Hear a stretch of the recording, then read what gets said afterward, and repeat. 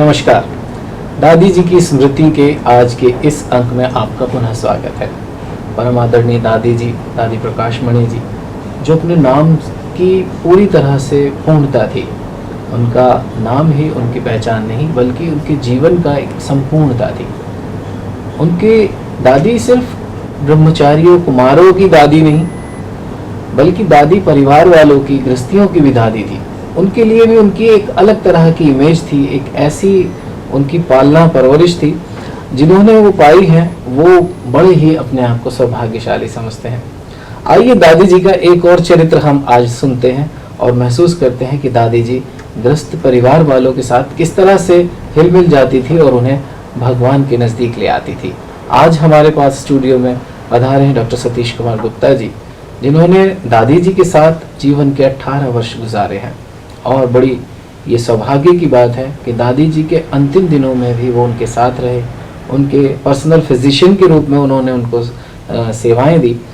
आइए तो उनके नज़दीक जाकर के महसूस करते हैं कि ऐसे समय में भी दादी कैसी थी और उनके साथ दादी जी का क्या व्यवहार था। उनके पास दादी जी की कौन सी अनमोल स्मृतियां हैं जिनको वो आज हमारे साथ साझा करेंगे। सर नमस्कार। नमस्कार। हम आदरणीय दादी जी की स्मृतियों में खोए हुए हैं, स्नान कर रहे हैं उस महासमंदर में, और जितना जाते हैं उतने अलग अलग तरह के रत्न, अलग अलग तरह के मोतियों को पाते हैं। आपने दादी जी को किस तरह से पाया, उनके व्यक्तित्व में क्या खूबियां देखी आपने? हम चाहेंगे कि आप हमें अपनी नज़र से दादी जी को दिखाएं। दादी जी के साथ मेरा पहला मिलन 86 में हुआ, 1986 में हुआ, और दादी को मैंने पहली झलक में ही डिफरेंट पाया।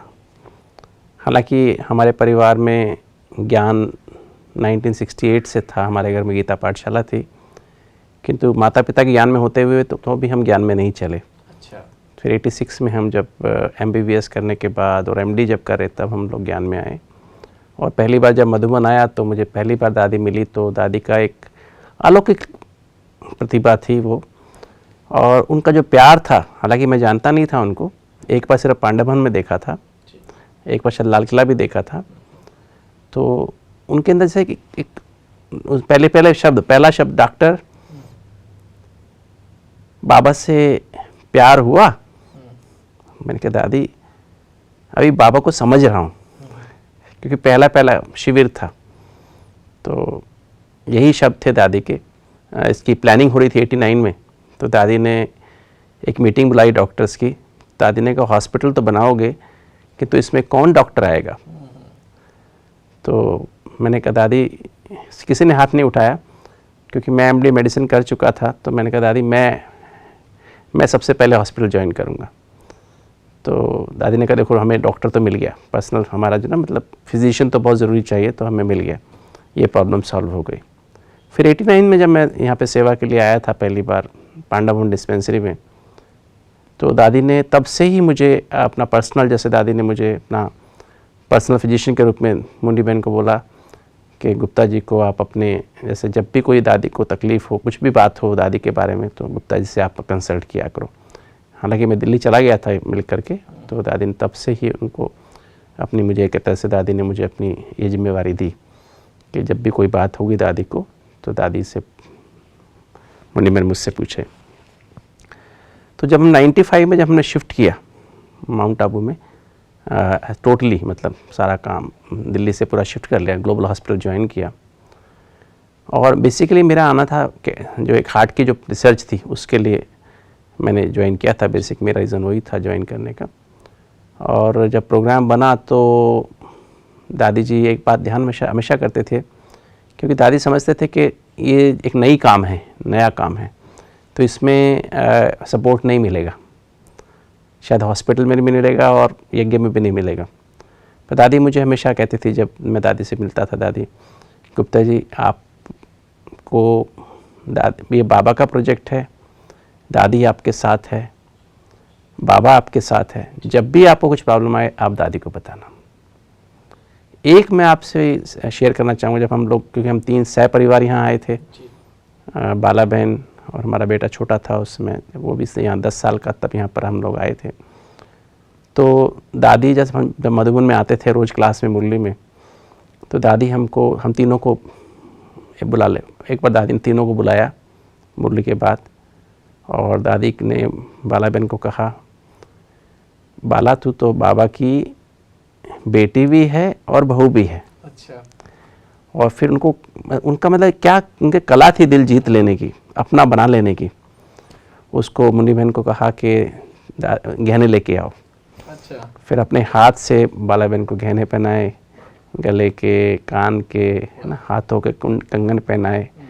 और फिर दादी ने कहा कि गुप्ता जी आप तो बाबा के बच्चे हो, बाला बहन और ये राहुल तो बाबा का घर का राजकुमार है, और तीनों ही तुम मधुबन के हो। अच्छा। तो ये दादी का दादी ने मतलब फिर हमारा डेली जैसे जब भी दादी हम जाएंगे दादी से मिलके जाया करो, मुरली के बाद दादी से मिलके जाया करो। शाम को हम आंगन में खड़े होते थे, कभी कभी पांडवन बुला लेती थी दादी।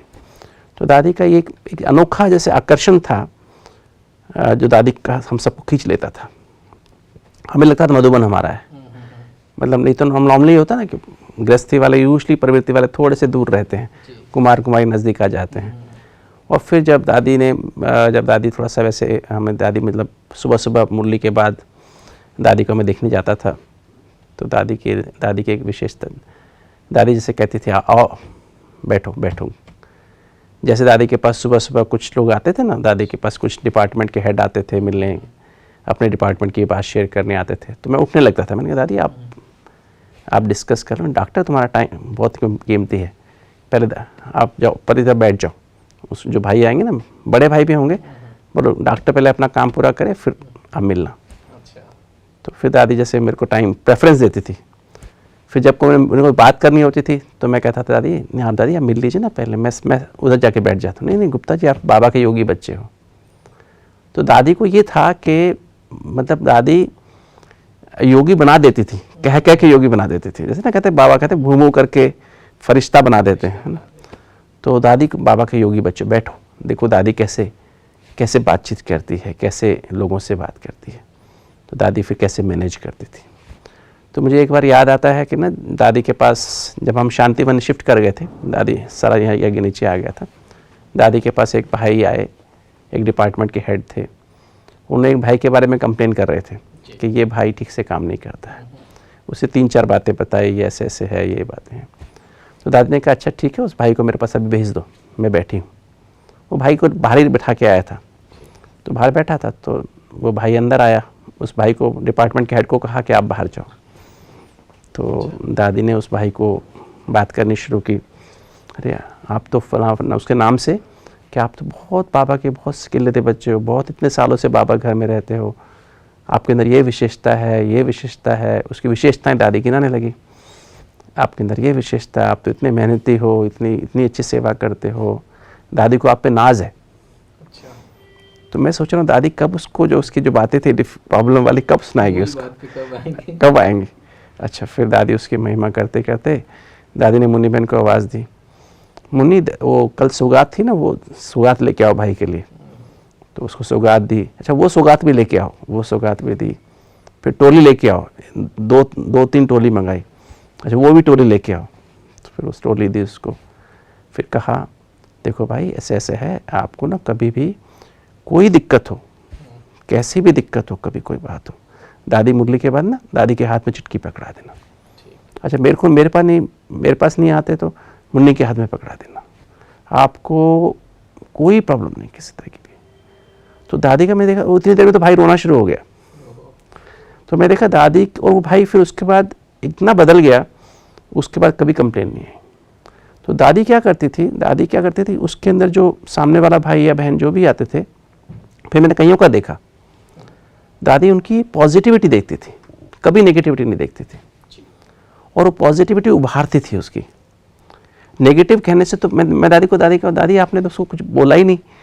कहते देखो उसके अंदर जो अच्छी बातें हैं ना, वो भरने से नेगेटिव अपने आप निकल जाता है। तो दादी की विशेषता मैंने किसी और व्यक्ति में नहीं देखी। तो उनके अंदर जो है ये बहुत ही सुंदर एक विशेषता दादी की मैंने देखी कि दूसरे की पॉजिटिविटी को, कहते हैं मैं अगर नेगेटिव बोलूँगी तो बेचारा और डिफेंसिव हो जाएगा और अपने आप को इनसिक्योर महसूस करेगा। तो उसकी पॉजिटिव उभार के दादी उसके अंदर गुणों की मूर्त बना देती थी। और दादी के अंदर सबके प्रति रिगार्ड बहुत था, बहुत रिगार्ड था। बहुत रिगार्ड माना एक छोटे से छोटा हो, कभी टीचर्स भी होती थी, बहनें बैठी होती थी, कुछ दादी को बोलती थी, दादी तुरंत हाथ जोड़ के बहन मुझे माफ़ कर दो। ऐसे दादी ना, कोई बात होगी ना, कभी गलती से कुछ बात भी हो जाएगी, बहन मुझे माफ़ कर दो, मुझसे गलती हो गई। मतलब दादी इतनी हम्बल थी, इतनी नम्रता थी, चीफ थी ब्रह्मा कुमारी की, है ना। उसके अंदर कभी भी, हाँ, कभी भी वो एटीट्यूड नहीं था। एक मुझे और इंसिडेंस याद आता है, दादी पता 96 में जब दादी चंद्रमणि जब बेंगलोर गई थी, तो दादी जी ने शरीर छोड़ा बेंगलोर में। तो मुझे रात को हमें खबर मिली, तो सुबह अमृत वेले के बाद मैं तुरंत दादी के पास गया, 5 बजे ही मधुबन में अमृत वेला किया और फिर उसके बाद गया। मैंने कहा दादी को मैं मिल के आता हूँ, दादी कैसे, कोई असर तो नहीं। दादी तो बहुत क्लोज थी, दादी तो बहुत, चंद्रमणि दादी और हमारे दादी जी ऐसे थे, मतलब एडिशनल चीफ थे, दादी जी चीफ थे, तो उनका आपस में बहुत ही वैसे गहरा प्यार था। तो और अचानक हुआ था, तो दादी के मतलब कुछ ब्लड प्रेशर कुछ ऊपर नीचे हुआ हो, कुछ तबीयत ऐसी वैसी हुई हो, तो मैंने कहा दादी गुड मॉर्निंग, ओम शांति। दादी डॉक्टर कैसे आए? मैंने कहा दादी मैं आया आपसे, दादी मैंने मिलने आया सुबह सुबह। नहीं सुबह सुबह तो नहीं आते मेरे पास। तो मैंने कहा दादी ऐसा है, मैंने कहा दादी मैं ना मैं चाहता था कि ना एक बार आपकी तबीयत देखूं कैसे ना आपका। अच्छा देखो ना, अच्छा आप सोचते मेरा ब्लड प्रेशर ऊपर नीचे हुआ होगा। देखो देखो दादी का बीपी देखो, मुन्नी बीपी दो, बीपी टेस्ट वो दो इनको। तो मैं देखा दादी का एकदम जैसे नब्ज़, पल्स, उनका बीपी, ब्लड प्रेशर एकदम जैसे रोज होता था, मतलब 130/80 ब्लड प्रेशर, पल्स नॉर्मल, मतलब उन पे जरा भी जैसे कुछ एकदम न्यारी प्यारी जैसे। हालांकि उनकी अनन्य सखी शाम को शरीर छोड़ा है और नेक्स्ट डे मॉर्निंग में एकदम न्यारी प्यारी, जैसे कोई हुआ ही नहीं, कुछ हुआ ही नहीं है। तो ये दादी का मतलब एक वंडरफुल, जैसे मैंने बहुत व्यक्तियों को देखा जीवन में, लाखों पेशेंट्स का मतलब हर तरह से देखा, मतलब कितने लोगों से इंटरेक्शन हुई पिछले 35 साल की मेरी लाइफ में, मेडिकल लाइफ में। तो मैं देखा ऐसा व्यक्ति कभी मैं जीवन में देखा नहीं। और फिर जो दादी का जैसे देखा, एक चीज़ और देखी कि दादी की जो पर्सनल था ना, दादी का जैसे मर्यादा, जैसे कहते हैं ना मर्यादा पुरुषोत्तम, छोटा हो चाहे बड़ा हो। जब दादी को मैं शाम के टाइम जाता था कभी मिलने, तो दादी उसमें सूप लेते थे। अच्छा। सूप और कुछ मुरमुरा लेते थे और थोड़ा सा कभी कभी पनीर होता था। तो कई बार क्या होता था, दादी जैसे प्लेट में रख के देते, फिर मैं भी होता था तो दादी मेरे को भी मतलब सूप और वो लेते थे। तो कोई मुझसे कभी ईशु दादी, कभी मुन्नी बहन कोई पूछना शुरू कर देते। दादी को क्लास में जाना होता था, उसके बाद ये लेने के बाद क्लास में मिलने के लिए अपने जो भी आते हैं ना, जो बाबा से मिलने आते हैं, पार्टीज़ आती हैं, शिविर वाले आते हैं, तो उसके बाद दादी वहाँ जाती थी। तो मैं देखता दादी कई बार मेरे से बातचीत करते करते मेरे को लेट हो जाता था, मैं खाने में पीछे रह जाता था, सूप पीने पीछे रहता था, दादी का पूरा हो जाता था। मुन्नी बहन उनको बोलती दादी अब चलो टाइम देखो देर हो गई है, और मैं खा रहा होता था, बाकी सबका पूरा हो चुका था। दादी वहाँ से उठती नहीं थी, इशारा करती थी गुप्ता जी पूरा करे फिर मैं उठूँगी। तो दादी का मतलब ये था कि दादी जी जैसे इतनी मर्यादा, हालांकि मैं बहुत छोटा था, दादी मेरे लिए भी मतलब जब तक मैं पूरा करूं, मेरा सूप पूरा हो जाए, तब दादी टेबल छोड़ेंगी। तो ये मतलब एक छोटे के लिए भी, अपने से छोटे के लिए भी कितना दादी के मन में वो था। दादी जी को आप किस रूप में देखते हैं? ममता की देवी, ज्ञान की देवी, संतुष्टता की देवी? दादी को देखिए, हमने ब्रह्मा बाबा को नहीं देखा, किंतु दादी में मैंने वो सब गुण पाए। जैसे ज्ञान की देवी, ज्ञान की क्या क्लास कराती थी, जैसे वो समय तो देखा, कुमारी क्लासेस भी देखी, फिर दादी की हमने प्रवृत्ति मार्ग वालों की क्लास देखी, क्या क्लास कराती थी, मधुबन वालों की क्या क्लास कराती थी। दादी जी को आप किस तरह से देखते थे? ज्ञान की देवी, संतुष्टता की देवी, ममत्व की देवी? क्योंकि मैं जितने अनुभव पिछले भी शेयर किए, सबका एक अलग तरीके का रुख रहा है, अलग अलग तरीके से दादी के साथ का अनुभव लोगों के पास है। तो आप कैसे फील करते थे दादी को? एक्चुअली दादी को मैंने सर्वगुण संपन्न के रूप में देखा। उनके अंदर ज्ञान की गहराई बहुत थी।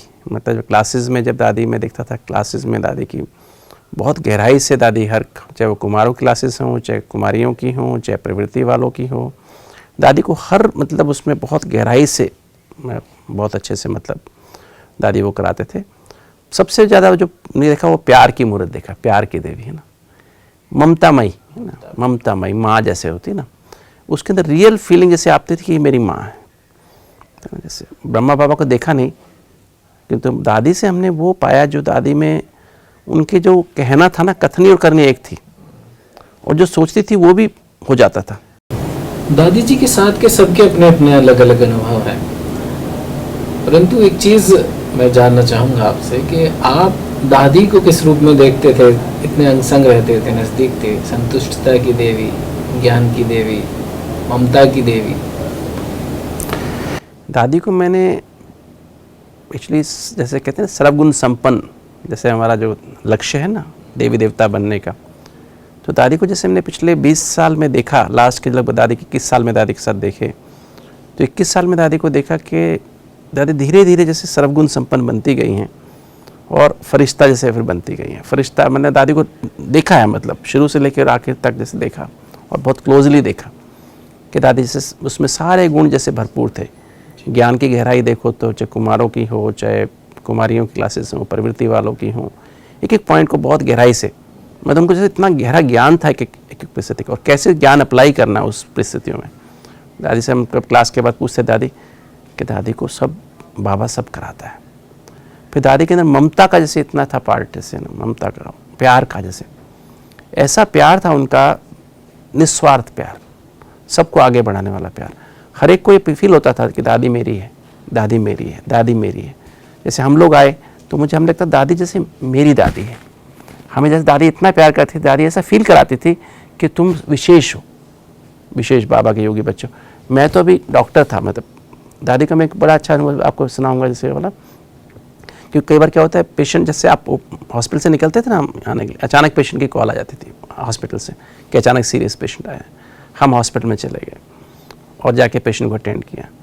फिर शाम के टाइम योग में आते थे, दादी पूछती थी गुप्ता जी आज मुरली में नहीं आए। मैंने कहा दादी आज क्या हुआ? जैसे निकला ना मुरली के लिए तो पेशेंट की कॉल आ गई। अच्छा पेशेंट कितने बजे आपने मतलब देख लिया था? दादी मैंने 7:30 तक पेशेंट पूरा हो, मतलब ठीक तबीयत स्टेबल हो गई था, तो 7:30 बजे आ जाते। मैंने कहा दादी वो तो उस समय तो क्लास में आना अच्छा नहीं लगता ना। नहीं नहीं, क्लास में अगर आपने खाली धारणा के लिए मुख्य सार सुन लिया तो भी, और सब आपकी सीट फिक्स है, पहले सोफा पे आपकी सीट फिक्स है और कोई कुछ नहीं कहेगा। तो दादी ने जैसे मेरे को ये फिक्स कर दिया कि चाहे किसी भी हालत में आपको मुरली में आना ही आना। तो दादी जैसे ना एक एक बात देखती थी कि हाँ ऐसा फील होता था कि क्यों मुझे देख रहा है, मतलब मुझे नोट कर रहा है कि ये मुरली में आया नहीं आया, इसके इसमें योग में था कि नहीं था, अमृत वेले में था कि नहीं था। तो हर चीज़ में रेगुलर जैसे उन्होंने प्रैक्टिकली बनाया। कैसे बनाती थी दादी, बहुत हमें क्या मर्म स्पर्शी कहते हैं ना, ऐसा लगता था कि कोई मुझे मेरा है, यहाँ यज्ञ में कोई मेरा है। और ये मेरा अनुभव नहीं, सभी का अनुभव था, सभी को दादी ऐसे समझ मतलब करती थी। तो दादी का जैसे एक मैंने उनको सत्यता की मूर्त भी देखा, पवित्रता की मूर्त भी देखा, निर्भयता की मूर्त भी देखा। कितनी सिचुएशंस आई यज्ञ में, ऊपर नीचे हुआ, प्रॉब्लम्स आई, सिचुएशंस हुई, है ना, होती। आप समझ सकते कितना बड़ा हमारा यज्ञ है, कितना बड़ा सारे देश विदेश में हमारा फैला हुआ है, सब समस्याएं, पर दादी हमेशा निर्भय थी, है ना। दादी को मैं बोलता दादी आप थकती नहीं है कभी? दादी कहती मैं ना बाबा से ऐसे बात करती हूँ जैसे कि मैं आपसे बात करती हूँ। फिर दादी मैंने कहा दादी आप थक जाती तो क्या होता है? दादा कहती मैं बाबा को ऐसे देखती हूँ, बाबा को बोलती हूँ तो बाबा मेरी मालिश कर देता है।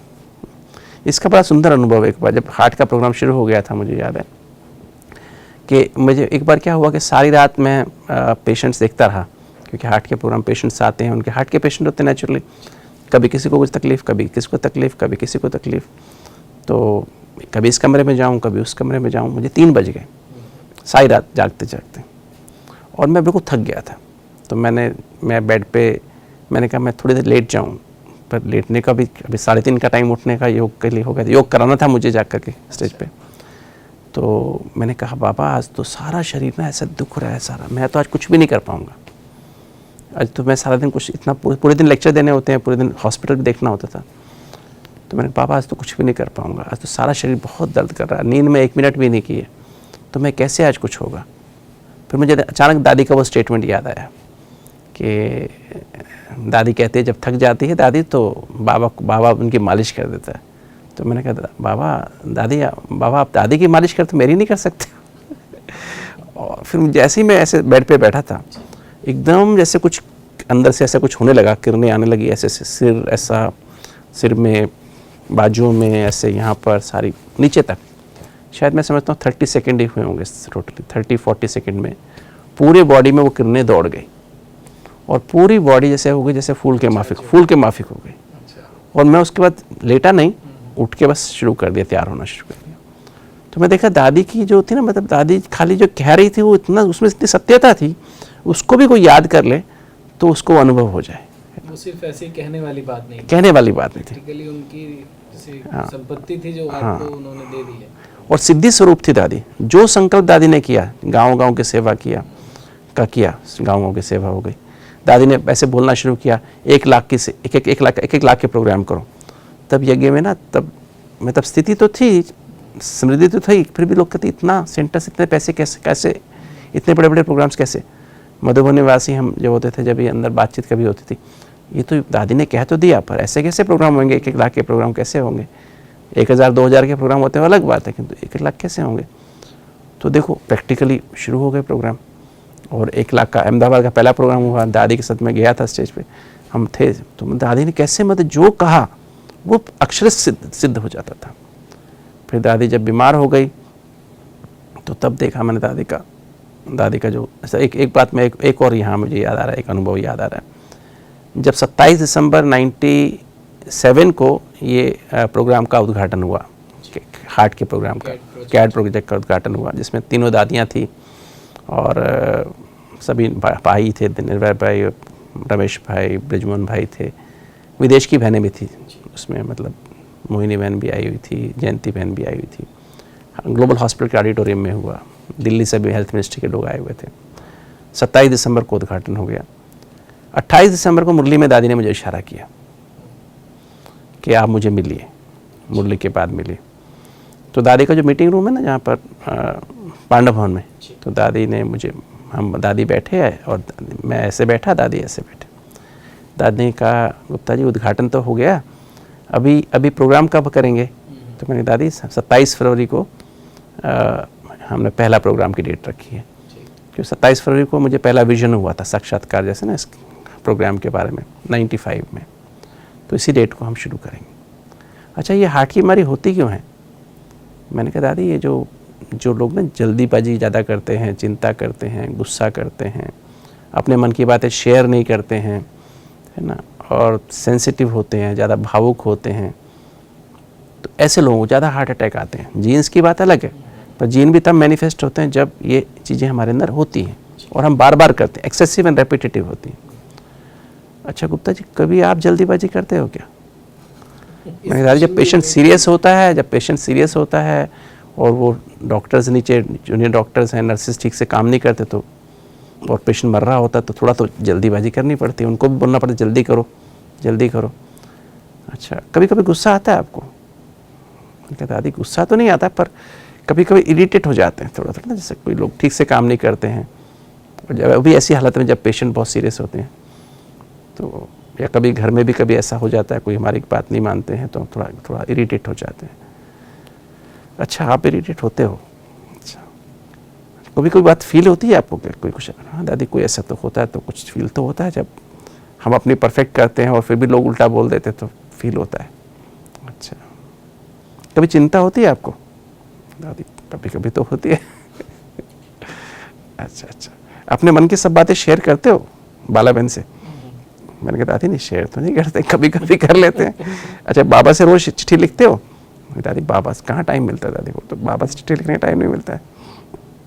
अच्छा, और कोई बात, और किसी चीज़ से हार्ट की बीमारी। दादी, खान पान जो स्वासक्ति में आके, स्वाद में आके तली चीज़ें खाते हैं, पराठा पकोड़ा, नॉनवेज खाते हैं, तली चीज़ें खाते हैं और दूसरी चीज़ें खाते हैं,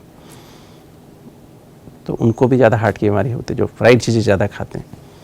अच्छा, चीनी ज़्यादा खाते हैं, उनको भी होती है। तो दादी ने फिर कहा अच्छा जिनको होती है, अच्छा और जो और किस पास से होती है, नींद प्रॉपर नहीं करते उनको होती है, जो दादी जो सैर नहीं करते उनको होती है। तो अच्छा आप करते हो रोज़ सैर?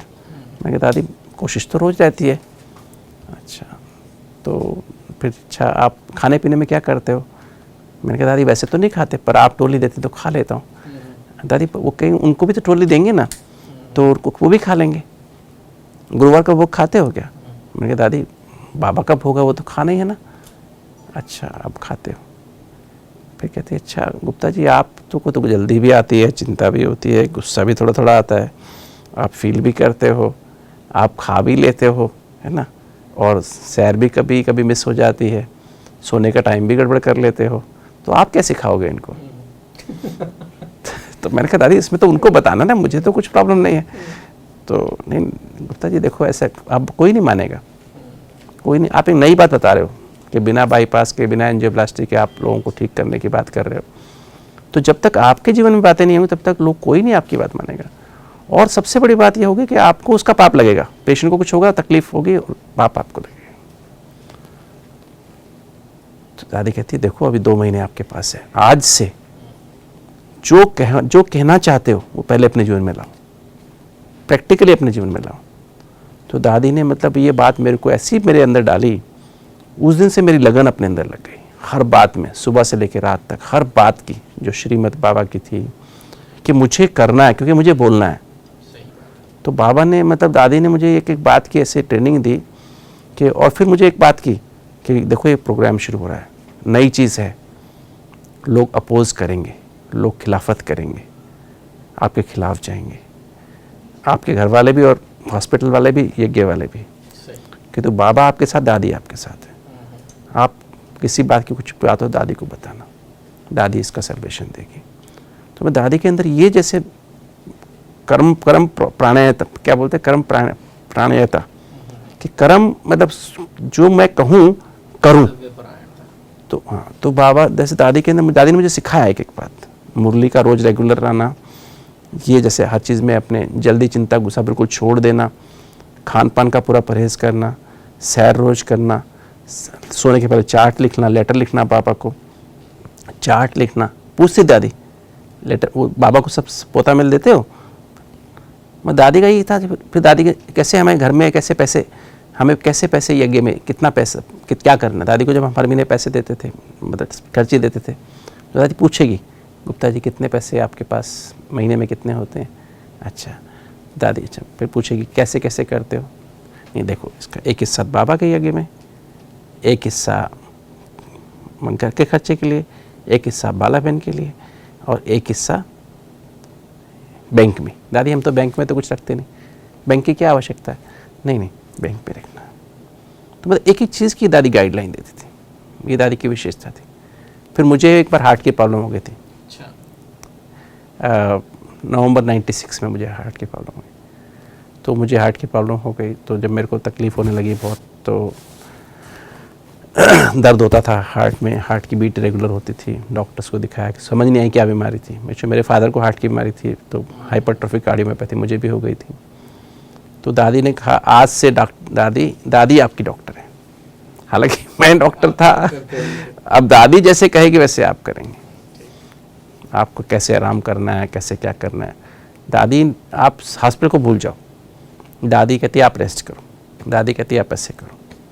मैं दादी ने से एक जैसे एक संबल, जैसे संबल होता है ना, मतलब आपका कोई है, आपको कोई इलाज के लिए कहीं भी जाना है, कैसे भी है, दादी को इशारा करो बार बार, गुप्ता जी आपको कुछ नहीं करना, बाला आपको कुछ नहीं करना है, आपको यज्ञ से सब कुछ लो।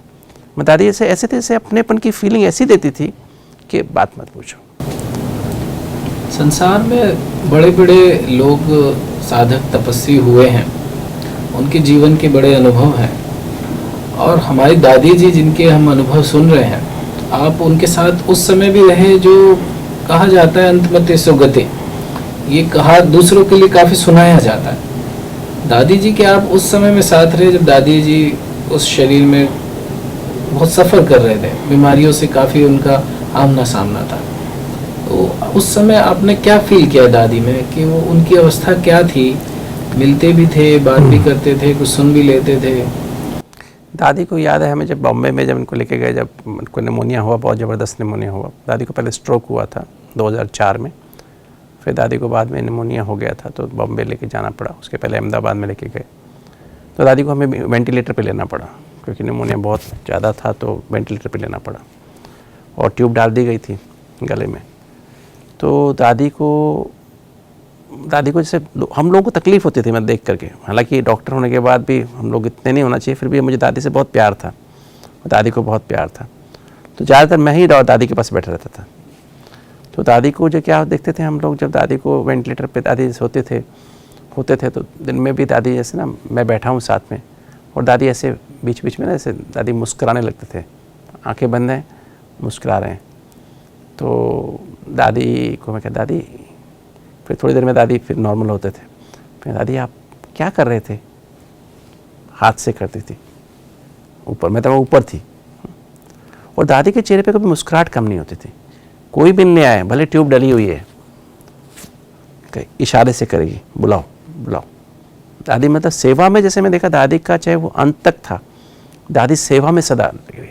सेवा से इतना प्यार था दादी को, बात मत पूछो। दर्द का कोई ऐसा, दर्द का हाँ, कभी चेहरे पे जैसे कोई मतलब कराहना, दर्द की कोई मतलब चेहरे पे भाव, मुस्कुराते रहना। गले में ट्यूब है तो भी दादी मुस्कुरा रही है। फिर यहाँ ट्यूब डाल दी गई हमने ट्रेकियोस्टमी में, क्योंकि यहाँ ट्यूब डाल दी तो मुंह ऐसा फ्री हो गया, तो फिर दादी मुस्कुराती रहेगी हमेशा, सेवा के लिए सदा रेडी, एवर रेडी दादी रहेगी। तो दादी का मैं देखा एक तो अंत तक दादी सेवा के लिए बहुत प्यार था, दादी को यज्ञ के लिए बहुत प्यार था, और दादी को मुरली से बहुत प्यार था। दादी कभी भी कहो ना दादी मुरली सुनाए, हाँ सुनाओ, एकदम मुरली के नाम से दादी ऐसी अलर्ट होकर सुनती थी, बात मत पूछो। मतलब दादी को सोने के पहले भी दादी को मुरली सुनाते थे, निर्भय भाई आके मुरली सुनाते थे। तो हमारी एक गीता पाठशाला बैठती थी, तो दादी मतलब उसमें मुरली सुनेंगी बैठ के, और फिर दादी उसमें गीत गाएंगे। उसके बाद रमणीक बहुत थी दादी, जब भी कोई पार्टीज आती थी गीत गाना, ये ना ये चांद होगा ना तारे रहेंगे, है ना, मगर हमेशा तुम्हारे रहेंगे, ऊंची ऊंची दीवार, मतलब दुनिया की दीवारें तोड़ के। दादी के बहुत फेवरेट सॉन्ग थे, दादी खुद भी गाती थी, और फिर हम सब साथ में दादी की गाते थे, क्योंकि हम दादी के साथ बैठा करते ना, 5-6 भाई और कुछ बहनें बैठ जाती थी, तो हम लोग दादी के साथ गाते थे रात को डेली। पर दादी का वो भी था, नियम भी था, 10 घड़ी में देखे 10 माना बस, है ना। दादी कहते जाओ अभी जाओ, सब जाके दादी दृष्टि देती थी, फिर हम जा के सो जाते थे अपनी अपनी जगह। दादी माँ के प्यार में, माँ के प्यार गाने के लिए कहा जाए, हाँ, तो आप क्या गाएंगे? बस हम दादी के लिए यही गीत गाते हैं, ये जो ना ये चांद होगा ना तारे रहेंगे, वो दादी का था। आप अगर प्यार में गाएं, मेरे से कोई कहे तो मैं कहूँ कि तो कितनी अच्छी थी, कितनी प्यारी है। अच्छा, गीत के रूप में नहीं, मैं तो वैसे कहूँगा दादी जैसा व्यक्तित्व दुनिया में कोई था नहीं। मतलब भूतो न भविष्यति, ना कभी हुआ है। ब्रह्मा बाबा को देखा नहीं, ब्रह्मा बाबा जरूर थे, किंतु भविष्य में ऐसा कुछ होने वाला है ऐसा नहीं। उनके अंदर एक कंप्लीट जैसे होता है ना, जैसे सर्वगुण संपन्न, 16 कला संपूर्ण, संपूर्ण निर्विकारी। क्या होता है विकार, क्या होता है मतलब किसी के प्रति भेदभाव, कुछ भी जैसे भेदभाव जैसे नहीं, और मर्यादा पुरुषोत्तम और अहिंसा परमो धर्म, सबके प्रति जैसे ना प्यार, गुणों की मूर्त जैसे दादी को मैं देखा। और एक लास्ट का मैं अनुभव आपको शेयर करूंगा। जिस दिन दादी गई है, मैं दादी को सुबह सुबह देखने गया, 9 बजे की बात है, दादी को 9 बजे सुबह देखने गया। ये उस दिन की बात है, 25 अगस्त की बात है। दादी को सुबह सुबह देखने गया। दादी के एक दिन से किडनी काम नहीं कर रही थी, और दादी वेंटिलेटर पे तो थी ही, तो मॉनिटर लगा हुआ था दादी का। मैंने देखा मॉनिटर पे हार्ट रेट बिल्कुल बढ़िया, फर्स्ट क्लास 80 पर मिनट चल रहा है, बीपी भी ठीक था, और सब पैरामीटर्स चेक किए, देख करके ट्रीटमेंट देखा, ठीक चल रहा है ट्रीटमेंट। और जैसे ही मैं दरवाजे से देख करके बाहर आने लगा, गेट तक पहुंचा, उस कमरे के, दादी का जो कमरा था, गेट तक पहुंचा, तो मेरे को आवाज़ आई, गुप्ता जी मैं जा रही हूँ।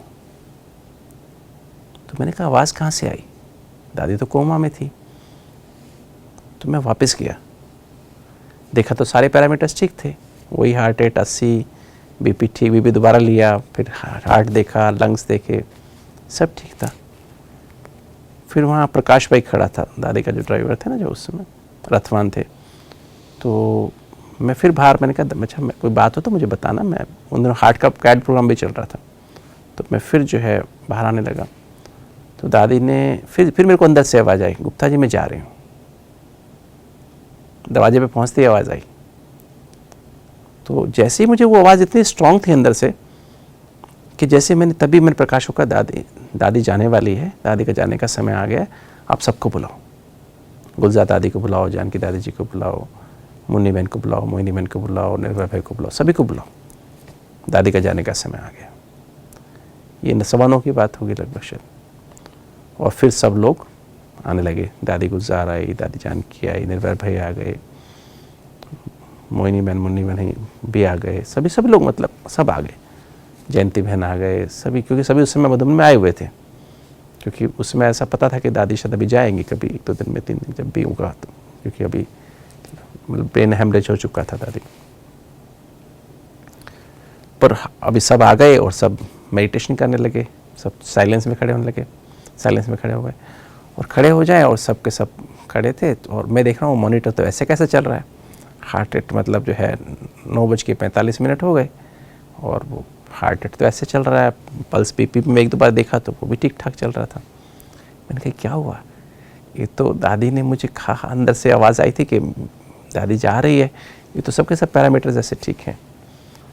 फिर थोड़ी देर में क्या देखा कि हार्ट रेट अचानक कम होने लगी, 80 से 78 हुई, 78 से फिर 76 हुई, फिर 75, 74, 70, 68 ऐसे कम होती चली गई। और सब जो है देख रहे थे, मॉनिटर पे सब दिखाई दे रहा था। मैं नब्ज पकड़ के खड़ा था दादी की, फिर लगाया स्टेथोस्कोप लगाया, देखा सब, बीपी दोबारा देखा, बीपी भी डाउन होना शुरू हो गया। और फिर जो है दादी का जैसे होते होते 50, 45, 40, 35, 33, 30 0,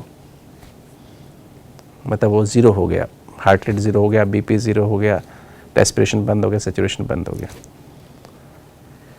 और जैसे हुआ तो सब देख रहे थे मॉनिटर की तरफ, सबके सब। और पता नहीं मेरे अंदर क्या ऐसी भावना है कि मैंने कहा देखो कोई प्लीज़ कोई रोए नहीं, सब हम सब मेडिटेशन के, दादी वापस आ जाएगी। और एकदम दादी का चेहरा सफ़ेद हो गया, सब हाथ पैर सफ़ेद हो गए, जो लाल थे ना एकदम सफ़ेद हो गए। और फिर सभी फिर अलर्ट होके बाबा को याद करने लगे, और सभी ने क्या देखा, फिर मॉनिटर चालू हो गया, हार्ट रेट वापस 80 आ गया, नब्ज भी आ गई, फिर चेहरा लाल हो गया, हाथ पैर में फिर लाली आ गई।